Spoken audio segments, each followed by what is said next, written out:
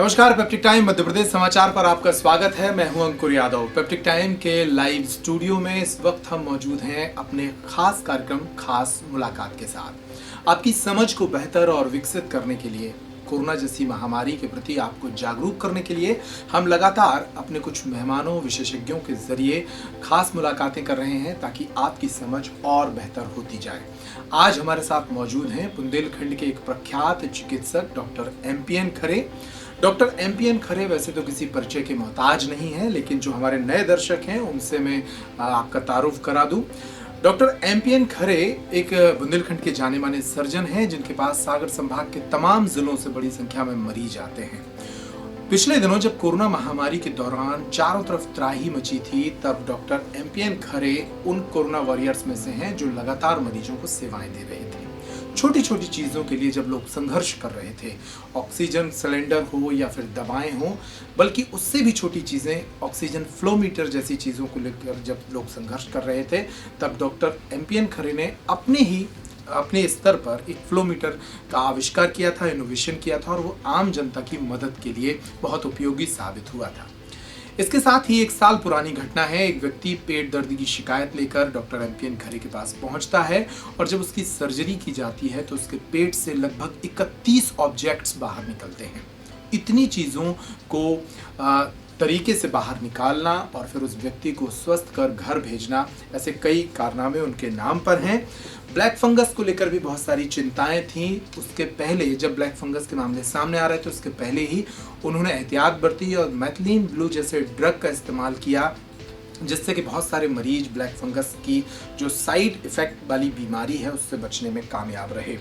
Sir, बहुत स्वागत है स्टूडियो में आपका। नमस्कार सर, कोरोना को लेकर आज हमने जो विषय रखा है वो ये है कि आम जनता के जहन में जो अहम सवाल हैं जिनके सही जवाब आमतौर पर मिल नहीं पाते, और कई बार डॉक्टर के पास इतना वक्त नहीं रहता कि वो डॉक्टर से उन सवालों के जवाब पूछ पाए। तो हमारी कोशिश ये है कि ऐसे 10 सवाल हम इस शो में ले रहे हैं जो आम जनता की समझ को बेहतर बनाएंगे। फिलहाल जो वक्त है उससे ऐसा लग रहा है कि जैसे कोरोना चला गया है। हम जहाँ बैठे हैं छतरपुर जिले की बात करें तो पॉजिटिविटी रेट 1% से भी कम पर पहुंच गया है। क्या हम इसको मान लेंगे कोरोना का खतरा अब टल गया है, और या फिर ये वापस आ सकता है? और जैसा कि कहा जा रहा है कि तीसरी लहर आ सकती है, तो ये लहरें क्या हैं, कैसे बनती हैं? हम एक बहुत बड़ी त्रासदी से गुजर चुके हैं जी। कोरोना की दूसरी वेव। आमतौर पर इतिहास गवाह है, पुराने यदि डेटा इसको देखें, कोई भी यदि पेंडेमिक होता है, पेंडेमिक का मतलब है कि विश्वव्यापी बीमारी, तो वो कम से कम 4 वर्ष तक रहती है। उसका जो स्पैन रहता है वो 4 साल रहता है। बीच बीच में उसमें तीव्रता आती है, बीच बीच में कहीं मंद हो जाता है। तो जो दूसरी वेव आई तो उसके लिए काफ़ी हद तक हम स्वयं जिम्मेदार हैं। हम विजयी हो रहे थे, जीत रहे थे कोरोना के ऊपर। कोरोना लगभग मृत्यु को प्राप्त हो चुका था, लेकिन इसी बीच हमने अति उत्साह में आके विजय होने के पहले ही विजय की घोषणा कर दी और कोरोना ने हमें फिर से चपेट में ले लिया।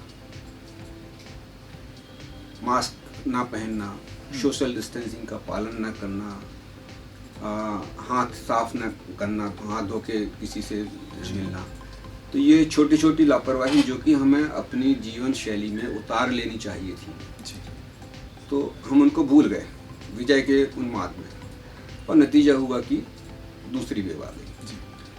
तो जो दूसरी वेव चली है वो लगभग 92 डेज चली है। ICMR का जो डेटा है जिसके हिसाब से 92 डेज दूसरी वेव चली है। और पहली और दूसरी वेव के बीच में जो डिफरेंस है, जो समय का अंतर है, वो लगभग 7 महीने, 30 हफ्ते है, 7 महीने 8 महीने के आसपास है जी। तो हम बिल्कुल भी निश्चिंत ना हो कि तीसरी वेव नहीं आएगी। तीसरी वेव निश्चित ही आएगी, क्योंकि एक पब्लिक का मूड होता है कि विजय के उन्माद में सब कुछ भूल जाते हैं। तो हम फिर वही लापरवाही करेंगे। तो तीसरी वेव आज से मतलब ये जो अभी मई में ख़त्म हुई है दूसरी वेव, इसके बाद कम से कम 7 महीने के अंतर से जो आकलन है तो वो है दिसंबर का जी। दिसंबर तक तीसरी वेव फिर से आएगी, उसको आप ख़त्म नहीं कर सकते। हाँ, ये ज़रूर है कि जैसे कि अभी 3.5 लाख पौने 4 लाख का डेथ का आंकड़ा पहुंचा है जी दूसरी वेव में जी। तो इसकी तीव्रता को हम कम कर सकते हैं, वेव को आप ख़त्म नहीं कर सकते हैं, क्योंकि ये तो जैसे वायरस अभी भी एटमॉस्फेयर में है, हमने उसको कुछ साधन करके कुछ उपाय करके उसको डॉर्मेंट नीचे कर दिया है। लेकिन जैसे ही हम फिर से अपने उत्सव में लीन हो जाएंगे तो फिर से वायरस हमारे ऊपर अटैक करेगा, और ये 4 साल तक ये क्रम चलने वाला है जी। तो 4 साल के लिए आप अपने आप को इतना तैयार कर लीजिए कि आपको मास्क नहीं छोड़ना है, आपको सोशल डिस्टेंसिंग का पालन करना है। आप किसी सोशल गैदरिंग में जाएं तो सारे जो भी गवर्नमेंट या आईसीएमआर जो भी आपको सावधानियां बताती हैं, प्रोटोकॉल तय करती हैं, सारे प्रोटोकॉल्स का आप पालन करें। तो आप अभी से ये मन में बैठा लें कि तीसरी वेव तो आएगी, और इसका समय है आज मई के बाद कम से कम 7 से 8 तो ऐसे में जब ये बिल्कुल निश्चित है कि तीसरी वेव आएगी, एक अगला सवाल ये बनता है कि क्या तीसरी वेव में वो लोग ही शिकार होंगे जो पहली और दूसरी लहर में बच गए हैं? जैसे कि कहा जा रहा है कि बच्चे हो गए, 18 साल से कम उम्र के किशोर हो गए, या फिर जिन्हें कोरोना नहीं हुआ है, क्या वो लोग आसान शिकार होंगे? अभी जो वैक्सीनेशन का कार्यक्रम चल रहा है, जिसमें इम्यूनिटी जो हमें मिल रही है वो 6 महीने के लिए मिल रही है, जैसा कि कहा जा रहा है जी। तो 6 महीने बाद आप फिर से उतने ही वल्नरेबल हो जाएंगे, उतने ही ज़्यादा संक्रमण के लिए आप योग्य हो जाएंगे कि वायरस को इससे फ़र्क नहीं पड़ेगा कि आप संक्रमित हुए हैं या आपका वैक्सीनेशन हुआ है या नहीं हुआ है। आप जैसे आज प्रभावित हुए हैं वायरस के द्वारा, 6-7 महीने बाद आप पुनः उतने ही अधिक एक्सपोज रहेंगे वायरस के लिए जी। तो उसके बचाव का साधन ये है कि हाँ, ये ज़रूर है कि जैसे कि वैक्सीनेशन चालू हो गया तो डेथ रेट कम रही। जिन लोग को वैक्सीनेशन लग गया उनको मृत्यु कम हुई, इन्फेक्शन का जो सीवियरिटी थी वो कम हुई। तो ये फैक्टर तो उस समय भी काम करेगा, लेकिन हम ये नहीं कह सकते कि हमें वैक्सीनेशन लग गया है या हम एक बार हमें हो चुका है तो हमें दोबारा इन्फेक्शन नहीं होगा।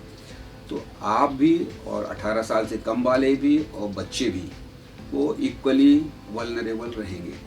बच्चों की इम्यूनिटी थोड़ी सी अधिक होती है, इस वजह से उनमें जो मोर्टेलिटी रेट है वो भी कम होती है और इन्फेक्शन भी कम होता है बच्चों में। वैक्सीनेशन की सर आपने बात कही कि ये पूरी तरह सुरक्षित कम से कम नहीं होगा कि आपको संक्रमण से बचा सके जी। लेकिन वैक्सीनेशन के साथ आप कितने दिनों तक सुरक्षित रह सकेंगे और इसका मैकेनिज्म क्या होता है? जो अभी कहा जा रहा है कि वैक्सीनेशन अभी एक इस पर चर्चा नहीं हुई है कि बूस्टर डोज कब लगाई जाए, क्योंकि 6 महीने तक तो आप प्रोटेक्टेड हैं इससे जी। पहली डोज और दूसरी डोज लगने के बाद में दूसरी डोज का अंतराल थोड़ा सा बढ़ाया है। वो जो तरह तरह की स्टडीज़ आई हैं, डेटा कलेक्शन हुए हैं, उससे कभी पहले 1 महीने था, फिर 1.5 महीने किया, फिर 2 महीने किया, अब 3 महीने का मान रहे हैं जी। तो 3 महीने के बाद आप 6 महीने तक तो प्रोटेक्टेड हैं। Depends upon the type of vaccine. जैसे अपने यहाँ जो वैक्सीन लग रही है उसमें आप 89-92% तक सुरक्षित हैं। कुछ और वैक्सीन हैं जिनकी सुरक्षा की कुछ कम है, कुछ और हैं तो उनमें कुछ ज़्यादा है। लेकिन आप ये मान के चलिए कि 6 महीने तक आप सेकेंड डोज लगने के बाद 6 महीने तक आप सुरक्षित हैं जी। जहाँ तक ये प्रश्न है कि ये इम्यूनिटी मिलती कैसे है, मतलब हम सुरक्षित होते कैसे हैं। होता क्या है, वैक्सीन में वायरस का ही कोई पार्टिकल, उसका डीएनए, उसका आरएनए या उसके ऊपर जो स्पाइक्स रहते हैं उनका जो प्रोटीन मटेरियल रहता है उसको न्यूट्रलाइज करके, उसको वीक करके आपकी बॉडी में इंजेक्शन द्वारा भेज दिया जाता है। तो बॉडी उस एंटीजन को, उस आरएनए को पहचान लेती है जी। और बॉडी ये मान के चलती है कि ये कोई बाहरी व्यक्ति है। हाँ। और उसको वो नष्ट करने के लिए, बॉडी से निकालने के लिए अपने शरीर में पहले कोशिकाओं द्वारा कोशिश करती है, उसके बाद फिर कुछ हार्मोन्स ऐसे पैदा होते हैं जिनको अपन एंटीबॉडी बोलते हैं जी। केमिकल्स होते हैं, तो उन केमिकल्स के द्वारा उनको वो कैप्चर करती है, उनको डेड करने की कोशिश करती है। तो अब यदि आपने एंटीजन इंजेक्ट कर दिया है तो आपके शरीर में उस एंटीजन के लिए एंटीबॉडी बन गए। अब हो गया क्या कि जब आपके शरीर में वायरस, वास्तव में वायरस प्रवेश करेगा तो आपकी बॉडी को मालूम ये हमारा दुश्मन है जी, और उसके लिए आपके पास औजार भी, अस्त्र भी मौजूद है। तो वो जो अस्त्र हमारे शरीर में है एंटीबॉडी के रूप में, वो फौरन उसको पकड़ लेंगे, तो वो मल्टीप्लाई नहीं हो पाएगा जी। तो जैसे ही वो नाक के अंदर घुसेगा, हमारी सेल्स जाएंगी वहाँ पे और एंटीबॉडी जाएंगे, वो वहीं पे उसको किल कर देंगे। तो घुसने से तो कोई नहीं रोक सकता, मास्क रोक सकता है या सोशल डिस्टेंसिंग रोक सकती है, लेकिन वो भी 100% नहीं है। तो जैसे ही वो घुसेगा, बॉडी पहचानेगी कि ये तो विदेशी है, तो पहले भी आ चुका है। हाँ, ये पहले भी आ चुका है, मतलब हमारी बॉडी उसको पहचान लेगी। तो ये इसका मैकेनिज्म है। सर, जिन्हें कोरोना हो चुका है उनके भीतर भी एंटीबॉडी का निर्माण हो जाता है? बिल्कुल सेम प्रक्रिया होती है। तो ऐसे लोग भी लगभग 6 महीने तक खुद को सुरक्षित मान सकते हैं? 6 महीने तक तो अपने आप को सुरक्षित माने कि यदि 6 महीने के बीच में इन्फेक्शन इनको हुआ भी तो उतनी सीवियरिटी का नहीं होगा। सीवियरिटी का नहीं होगा, लेकिन संक्रमित वो भी हो सकते हैं। संक्रमित हो सकते हैं। सर, एक चीज़ और, हमने पिछले 8-10 महीने में बार बार ये सुना कि वायरस खुद को बदल रहा है म्यूटेट करके जी। और वेरिएंट के बहुत सारे नाम सुने हैं। दुनिया भर में अब तक 50 वेरिएंट आ चुके हैं, अल्फा बीटा से लेकर कप्पा तक, और हर वेरिएंट ने बहुत तबाही मचाई है। ये कब तक चलती रहेगी ये वेरिएंट की दौड़? क्या हम इस परेड में फंस गए हैं? होता क्या है, कोई भी जीव है वो अपने अस्तित्व के लिए लड़ाई करता है, इंसान भी, जीवाणु भी, विषाणु भी। तो विषाणु को यदि इस पृथ्वी पर जिंदा रहना है तो लोग उसको मारने की कोशिश करेंगे। यदि अपने आप को बदलता रहेगा तो वो जिंदा रहेगा। इसी बदलने की प्रक्रिया में वो अपने अंदर कुछ चेंजेस समय समय पे लाता रहता है जी। ये चेंजेस नेचुरली भी हो सकते हैं या मानव द्वारा निर्मित भी हो सकते हैं, जैसा कि प्रयोगशालाओं में होता है जी। और एक वायरस जैसे आपके शरीर में इन्फेक्ट कर गया तो उसके लिए आपके शरीर में एंटीबॉडी बन गई जी। अब मान लो उसी का कोई भाई है जिसका मान लीजिए कि एक कोई छोटा सा पार्टिकल या छोटा सा उसका सरफेस का कोई एंटीजन उन्होंने बदल दिया। जैसे डीएनए की कोडिंग होती है, तो डीएनए में एमिनो एसिड से बनते हैं, तो एक एमिनो एसिड यदि उसने अपना बदल लिया या नेचुरली बदल गया या मानव ने उसको बदल दिया, तो वो एंटीबॉडी जो आपके शरीर में है वो उसको नहीं पहचानेगा। ओके। तो ये एक नया एंटीजन, नया वायरस हो गया आपके शरीर के लिए। तो उसकी जो इन्फेक्टिविटी होगी वो बहुत अधिक होगी, क्योंकि आपके शरीर में उसके प्रति कोई डिफेंस नहीं है। हाँ। ये कहलाता है म्यूटेशन या वेरिएशन, इसको अपन वेरिएंट कहते हैं। सर, क्या ये अगला सवाल मेरा यही है कि क्या ये चलती रहेगी ये रेस? ये रेस तो चलती रहेगी, और जैसा कि हमने बताया है कि कम से कम 4 साल तो ये चलेगी अभी। ओके। तो क्योंकि दुनिया में अभी जितने भी पैंडेमिक हुए हैं उनका जो कोर्स रहा है, स्पैन रहा है, वो लगभग 4 वर्ष रहा है। तो ये 4 साल बड़े क्रूशियल हैं। एक चीज ने और हमें डराया था सर, कोरोना महामारी के दौरान जब लोग इस बीमारी से जूझ रहे थे तब उन्हें ब्लैक फंगस का शिकार होना पड़ा। पूरे देश में ऐसे मामले आए। ये क्या एक साइड इफेक्ट था इलाज का, और ये बीमारी कैसे शुरू होती है, और क्या इस तरह के और साइड इफेक्ट वाले जो रोग हैं वो आने वाले वेरिएंट्स के साथ जुड़ सकते हैं? ब्लैक फंगस हमारे सामान्य जीवन में चारों तरफ रहता है। अब जो ब्रेड पे ब्लैक तरह के फफूंद जम जाती है, दैट इज ब्लैक फंगस, जिससे कोई म्यूकोमाइकोसिस करते हैं जी। जूतों पे जम जाता है बारिश में, तो ये ब्लैक फंगस कहलाता है। यदि ये ऐसी जगह पे जम जाए जो कि आपके तंत्रिका तंत्र के नज़दीक हो, जैसे आँख में, नाक से सीधे ब्रेन की कनेक्टिविटी होती है, आँख से सीधे ब्रेन की कनेक्टिविटी होती है जी, तो ये आपके लिए घातक हो सकता है। अब ये कोरोना वाले पेशेंट्स में ही क्यों होगा, सवाल ये है। तो उसमें होता क्या है कि कोरोना के ट्रीटमेंट में कॉर्टिकोस्टेरॉइड का बहुत हाई डोजेस में यूज़ होता है। कॉर्टिकोस्टेरॉइड यानी शरीर की इम्यूनिटी, शरीर की प्रतिरोधक क्षमता को कम करने वाली दवाइयाँ। अच्छा। उनका बहुत अधिक मात्रा में उपयोग होता है। वो आपकी शरीर की प्रतिरोधक की क्षमता को कम कर देती है कॉर्टिकोस्टेरॉइड। और इसके अलावा भी और जो इम्यूनोसप्रेसेंट ड्रग्स आती हैं, टोक्लिज़ुमैब वगैरह हैं या रेमडेसिविर हैं, तो ये सारी की सारी आपकी बॉडी की इम्यूनिटी को कम करती हैं। कम करने के लिए दवाई दी जाती है? ये कम करने के लिए दवाई दी जाती है। आपने एक टर्म सुनी होगी अभी कि साइटोकाइन स्टॉर्म। यानी अचानक एकदम से मरीज की तबीयत खराब हो जाती है। 12 दिन तक मरीज ठीक रहता है। हाँ। और 13वें दिन से पता चला उसका ऑक्सीजन कंसंट्रेशन 50-60 पे आ गया। हाँ। तो ये साइटोकाइनिन जो स्टॉर्म होता है, ये आपकी बॉडी की प्रतिरोधक क्षमता की वजह से ही होता है, जिसमें मरीज की मृत्यु हो जाती है। जी। अब थोड़ा सा मैं टेक्निकल है चूंकि, फिर भी एक जनरल पब्लिक के लिए बता देना उचित समझता हूँ कि साइटोकाइनिन स्टॉर्म में होता क्या है कि एंटीजन आपकी बॉडी में आया, उसकी मात्रा इतनी अधिक हो गई, मल्टीप्लाई होते होते, कि आपकी बॉडी की सेल्स और बॉडी के केमिकल्स उसको कैप्चर करने के लिए एकदम से दौड़ पड़े। जी। जब एकदम से कोई चीज आप अटैक करेंगे तो वहाँ पे कंजेशन हो जाएगा।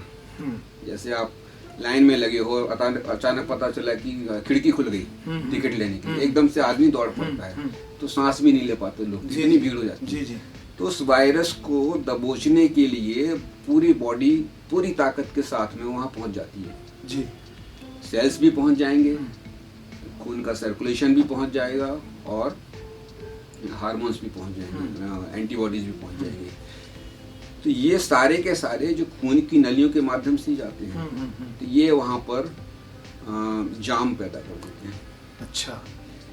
जिसको अपन कहते हैं कि कोगुलेशन हो गया, या ब्लड वेसल्स में क्लॉट जम गया। ये होता है लंग्स में, क्योंकि ये वायरस सिर्फ लंग्स को ही प्रभावित करता है, मतलब शुरुआत की अवस्था में। बाद में तो फिर पूरे अंग प्रभावित होते हैं। तो वहाँ पर क्लॉगिंग हो जाती है, मतलब वहाँ पर एक तरह का जाम लग जाता है।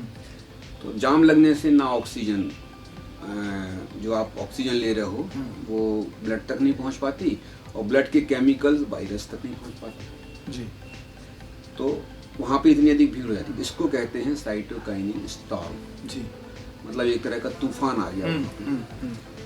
ये इस स्टेज को अवॉइड करने के लिए, मतलब बॉडी पूरी ताकत अपनी वहाँ पे ना झोंक दे, उसको कम करने के लिए हम इम्यूनोसप्रेसेंट ड्रग देते हैं, जिसमें कॉर्टिकोस्टेरॉइड है, आपके टोक्लिजुमेब है, और ये रेमडेसिविर वगैरह है। ये इम्यूनोसप्रेसेंट ड्रग है। ये आपके बॉडी को की फुल ताकत को यूज करने से ये रोकती है। ये अपना डिफेंस नहीं कर रही है, ये वहाँ पे उस भीड़ को बचा रही है, भीड़ को जाने से रोक रही है। एक तरह के पुलिस का काम कर रही है। नहीं, लाइन से जाओ, लाइन से जाओ। तो ये जो चूंकि बॉडी की इम्यूनिटी अब कम हो गई, तो फिर तरह तरह के अपॉर्चुनिस्टिक इन्फेक्शन, जिसमें ये ब्लैक फंगस भी है, ये वहाँ पे अपना घर बना लेती, क्योंकि इनको मारने के लिए बॉडी के पास इम्यूनिटी नहीं बची है। तो जो ब्लैक फंगस की वजह से मौतें हुई हैं, वो इसी वजह से हुई हैं कि आपके पास एंटीबॉडी नहीं है, उसको मारने के लिए आपके पास सेल्स नहीं बची हैं। अच्छा, शुरू में अपने पास इतनी एंटी फंगल दवाइयाँ थी भी नहीं, क्योंकि थोड़ा समझने में भी समय लगा। जी। तो जब एंटी फंगल दवाइयाँ आ गई मार्केट में, बहुत आयत में हुई, तो फिर वो भी खत्म हो गई। सर, एक प्रयोग आपने भी किया था फंगस से लोगों को बचाने के लिए, मैथिलीन ब्लू का। हाँ, वो क्या प्रयोग था? मैथिलीन ब्लू एक ऐसा केमिकल है जो कि आज से 150 सालों से मेडिकल साइंस में और केमिकल लेबोरेटरीज में, केमिस्ट्री लेबोरेटरीज में यूज हो रहा है। जी। और इसका जो सबसे पहले यूज हुआ था वो साइनाइड पॉइजनिंग में। अच्छा। साइनाइड का सिर्फ एक ही एंटीडोट है। साइनाइड से कहते हैं कि कोई बचता नहीं। जी। साइनाइड का सिर्फ एक ही एंटीडोट है, वो है मैथिलीन ब्लू। ओके। एंटीबायोटिक का काम करता है। आज तक इस दवा, एकमात्र यही एक दवाई है जिसका कोई साइड इफेक्ट नहीं है। लेकिन चूंकि वेस्टर्न कल्चर आता गया, तो जो इंडिया में चीज़ें थी, उनको धीरे धीरे लोगों ने कम पॉपुलैरिटी उसको मिली, तो उतना अधिक वो यूज में नहीं आ पाया। जी। तो महाराष्ट्र के एक डॉक्टर हैं, डॉक्टर गोलवलकर जी, तो वो लगातार 2 सालों से मैथिलीन ब्लू का उपयोग कर रहे हैं। उसको वो नेबुलाइजेशन के रूप में यूज करते हैं। उसका 1% सोल्यूशन, 0.1% सोल्यूशन बना के और अपनी नाक में छिड़क लेते थे, नाक में और मुंह पे। एक थोड़ा 1 ml उन्होंने जीभ के ऊपर रख लिया, और नेबुलाइजर आते हैं तो उसको नाक में छिड़क लिया, वो और उनका पूरा स्टाफ। जी। 2 साल से कोरोना के पेशेंट ट्रीट कर रहे थे वो। आज तक ना उन्हें कोरोना हुआ बिना मास्क के। अच्छा। बिना मास्क के, बिना सोशल डिस्टेंसिंग के, और ना उनके स्टाफ को हुआ। तो इससे बड़ा प्रमाण क्या चाहिए? अब आप पूछेंगे कि ये मिथिलीन ब्लू करता क्या है? तो मिथिलीन ब्लू क्या है कि ये जो कोरोना जैसे ही आपकी नाक में घुसता है और सेल्स से चिपकने की कोशिश करता है, तो जिस हिस्से पर सेल्स को चिपकना हो, सेल्स पर ये कोरोना चिपकता है, उस हिस्से को ये ब्लॉक कर देता है, सील कर देता है। ओके। और जो कोरोना के स्पाइक्स रहते हैं, कांटे रहते हैं, उनको ये मोथला कर देता है, ब्लंट कर देता है। ओके। तो चिपकने की प्रॉपर्टी उसकी कम कर दी और जहाँ चिपकना है वो जगह उसने कम सील कर दी। तो ये नाक में ही रह जाता है कोरोना। और आप जब उसको साफ करते हैं, गार्गल करते हैं, तो वो उससे निकल जाता है। तो ये बहुत एक कहना चाहिए कि क्रांतिकारी चीज रही, हालांकि उतनी पॉपुलर नहीं हो पाई। हाँ, इस बार भी उतनी पॉपुलर नहीं हुई, लेकिन चूंकि न्यूज में और हमने अपने साइंटिफिक जो वेबिनार्स वगैरह होती थी उनके द्वारा उनको हमने देखा, तो हमने अपने मरीजों पर भी उपयोग किया और उसके रिजल्ट पॉजिटिव आए हैं। एक तो जो मरीज हमारे यहाँ आए तो कोरोना का उनमें सीवियरिटी तो नहीं बढ़ी, लेकिन दूसरे कॉम्प्लिकेशन होते गए, जैसे किसी को कुछ कार्डियक प्रॉब्लम हो गई, किसी को हार्ट रेट कम हो गई, तो उसकी वजह से हमें उनको बाहर भेजना पड़ा। लेकिन हमारे यहाँ जितने मरीज हुए, हमने नियम बना लिए थे कि उनको 4 बार मिथिलीन ब्लू से नेबुलाइज करना है जी। सिंपल भाप से फर्क नहीं पड़ता है, इसको नेबुलाइजेशन के द्वारा, मतलब इसके जो फाइन पार्टिकल्स हैं वो आपकी नाक में जाना चाहिए। कुछ लोगों ने बोला कि साहब भाप ले लें, हम घर पे ले लेंगे, तो भाप से नहीं होता, क्योंकि बॉइलिंग पॉइंट जो मिथिलीन ब्लू का है वो है 150 डिग्री सेंटीग्रेड और पानी का है 100। तो पानी तो चला जाएगा 100 डिग्री पे, लेकिन मिथिलीन ब्लू उसके साथ नहीं जाएगा। तो इसको बहुत फाइन पार्टिकल्स के रूप में ही नाक में डाला जाता है, वो होता है केवल नेबुलाइजेशन के द्वारा। तो ये एक अच्छी चीज़ रही जो कि बहुत अधिक पॉपुलर तो नहीं हो पाई, लेकिन अपन को इस बारे में सभी को मालूम होना चाहिए। मिथिलीन ब्लू सभी जगह उपलब्ध होता है और नेबुलाइजेशन भी आजकल घर घर भी आदमी लोग करते रहते हैं। तो यदि ऐसी कोई उनको इन्फेक्शन की पॉसिबिलिटी दिखती है या किसी के कांटेक्ट में आते हैं वो कोरोना वाले, तो घर आके फौरन वो नेबुलाइज कर लें। तीसरी लहर में बहुत कारगर हथियार बन सकते हैं। बिल्कुल बिल्कुल। सर, एक प्रश्न और, बहुत सारे लोग वैक्सीनेशन को लेकर डर रहे हैं, खासतौर पर जो शुगर के पेशेंट हैं, जो हार्ट डिजीज से जुड़े पेशेंट हैं, बीपी के पेशेंट हैं, उनके मन में कई भ्रांतियां हैं। जो शुगर के पेशेंट हैं तो उनको पहली शर्त तो यही कि शुगर आपको कोरोना है या नहीं है, या आपको कोई वैक्सीनेशन लगाना है नहीं लगाना है। सबसे पहली शर्त तो ये कि आपकी शुगर कंट्रोल में होना चाहिए। तो आप यदि शुगर की दवाइयाँ नियमित रूप से ले रहे हैं, आपकी शुगर कंट्रोल है, आपका फिजिशियन कहता है कि शुगर आपकी ठीक है, तो आप go ahead with the vaccination, आप वैक्सीनेशन लगवाइए। ओके। डायबिटीज़ कोई कॉन्ट्राइंडिकेशन नहीं है वैक्सीनेशन के लिए। इसी तरह बीपी का भी कंट्रोल है, तो आप जाके लगवाइए। शरीर में और कोई इन्फेक्शन है, सर्दी जुकाम है, कहीं फोड़ा फुंसी हो रहे हैं, तो उनको कंट्रोल कर लीजिए, उसके बाद आप वैक्सीनेशन लगवाइए। सर, एक प्रश्न और सर, कि कोरोना को लेकर जब दूसरी लहर में हमने देखा बहुत सारे लोग पैनिक भी कर रहे थे, क्योंकि न्यूज़ में चारों तरफ इसकी तबाही की खबरें थी। पैनिक का क्या रिश्ता है कोरोना के साथ? जो लोग पैनिक कर जाते हैं, घबरा जाते हैं, उनके लिए कितना घातक हो सकता है? अंकुर, मैंने रात में ऐसे मरीजों को देखा है जो मतलब जिनके चेहरे एकदम सफ़ेद पड़े हुए थे। आते हैं क्लिनिक में, साहब बिस्तर दे दीजिए, तो पलंग दे दीजिए। तो जो पैनिक होता है, जो चेहरे पे एक मौत का भय होता है, वो हमने पेशेंट के चेहरे पे देखा है।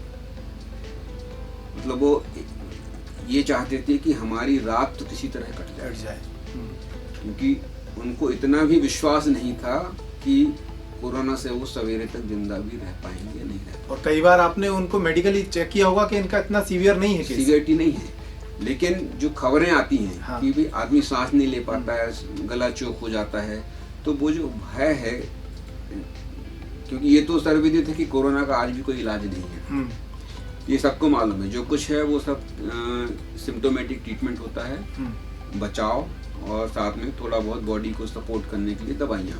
एक्चुअल में एंटी कोरोना ड्रग्स अभी तक कुछ भी नहीं है।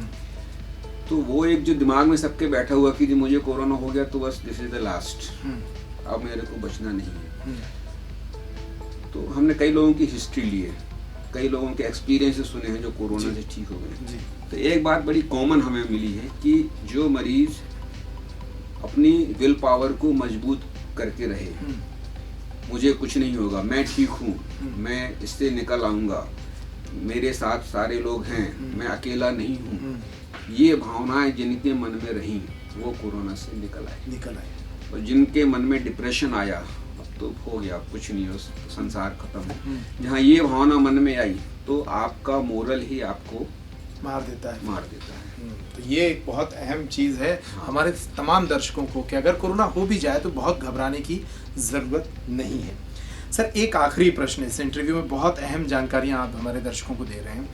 कोरोना का हर बॉडी पर अलग असर रहा, दूसरी लहर में खास तौर पर कुछ लोगों को सांस से संबंधित बीमारियां दिक्कतें होती थी पहली लहर में, और ज़्यादातर लोगों को वही होती रही। लेकिन इस लहर में बहुत सारे लोगों को डायरिया भी हुआ, बहुत सारे लोगों को हार्ट अटैक की खबरें भी सामने आई, सांस की तकलीफें तो कॉमन ही थी। ये ऐसा क्यों हुआ? हर बॉडी पर अलग असर और अलग लक्षण क्यों दिखे? इसका सबसे बड़ा कारण तो ये है कि कोरोना को अभी तक हर कोई साइंटिस्ट या डॉक्टर्स अच्छी तरह से समझ नहीं पाए हैं। जो लक्षणों में इतना वेरिएशन है कि किसी को डायरिया हो रहा है, किसी का केवल टेस्ट जा रहा है, किसी को केवल हल्का सा सर्दी जुकाम हुआ, कोई ठीक होने के बाद में किसी को हार्ट अटैक हो गया। तो ये सारे जो कारण हैं उसका तो एग्जैक्ट एक्सप्लेनेशन तो अभी साइंटिस्ट के पास भी नहीं है कि ऐसा क्यों हो रहा है जी। लेकिन ये सिम्टम्स सबके साथ रहे हैं और हो सकता है, और जो अभी रिसर्चेस चल रही हैं, सर्वेलेंस हो रहे हैं, डेटा इकट्ठे हो रहे हैं, उनके हो सकता है ये चीज़ आगे चल के समझ में आए तो हम कोरोना को और ज़्यादा बेहतर तरीके से समझ सकें। सर, एक सलाह अगर आपको तमाम दर्शकों को देनी हो कोरोना से बचने के लिए तो वो क्या होगी? आप 3 चीज़ों को कभी मत भूलिए, इनको आप अपनी जीवन शैली में उतार लीजिए। पहला तो ये है मास्क। अक्सर हमने देखा है कि आप किसी के से मिलते हैं तो सबसे पहले अपना मास्क नीचे करता है, फिर बात करता है। इस हैबिट को छोड़ना पड़ेगा। तो मास्क आपको नहीं उतारना है, घर में आप उतार के रखिए, लेकिन घर से बाहर निकले तो आप जैसे अपना पर्स लेके चलते हैं वैसे आपका मास्क आपके चेहरे पर होना चाहिए। पहली चीज़ तो मास्क है। दूसरा है आपको सोशल डिस्टेंसिंग मेंटेन करना है। गले मिलना, हाथ मिलाना, ये सब चीज़ें आप भूल जाइए कम से कम 4 साल के लिए। आप कम से कम 6 फीट की दूरी से बात करें, बहुत ज़रूरी है। मास्क लगाए हैं तो आप पास से ही बात कर सकते हैं। और तीसरा है बार बार हाथ धोना या सैनिटाइज करना। इनसे जो भी, क्योंकि होता क्या है, आप मास्क को भी अपने हाथ से छू लेते हो, सभी की आदत है, थोड़ा सा एडजस्ट करना है, कुछ करना है, तो हाथ यदि आपके सैनिटाइज रहेंगे तो वो आपके मास्क गंदे नहीं होंगे वायरस के द्वारा। तो इन 3 चीज़ों का विशेष तौर पे ध्यान रखना है। इंडिविजुअली, सोशली देखा जाए तो बहुत सारी चीज़ें हैं। आपको गैदरिंग्स में नहीं जाना है, मार्केट में इकट्ठे नहीं होना है, अपनी बारी का इंतज़ार करना है, एक दूसरे को चढ़ना बैठे। और जो दुकानदार हैं या जो मॉल चलाने वाले हैं या दूसरे लोग हैं जो कि बिजनेस कर रहे हैं, तो वो भी यदि सावधानी रखें कि उनके यहाँ ग्राहक आ रहे हैं तो प्रॉपर सैनिटाइज करके अंदर घुसें या दूरी बना के रखें। एक ग्राहक जब निकल जाए तो दूसरा ग्राहक जाए। तो ये चीज़ें हमें अपनी जीवन शैली में लेनी पड़ेंगी, निश्चित रूप से लेनी पड़ेंगी। और डॉक्टर साहब ने जो सावधानियां बताई हैं वो तो हम पिछले 1-1.5 वर्षों से लगातार सुन रहे हैं और बहुत सारे लोग उसका पालन भी कर रहे हैं। 2 इसमें नई चीज़ें हैं जो आपको जोड़नी है।